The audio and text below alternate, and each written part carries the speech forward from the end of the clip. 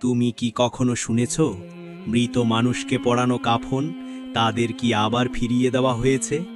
একজন ফকির অনেক দিন ধরে ক্ষুধার্ত ছিলেন।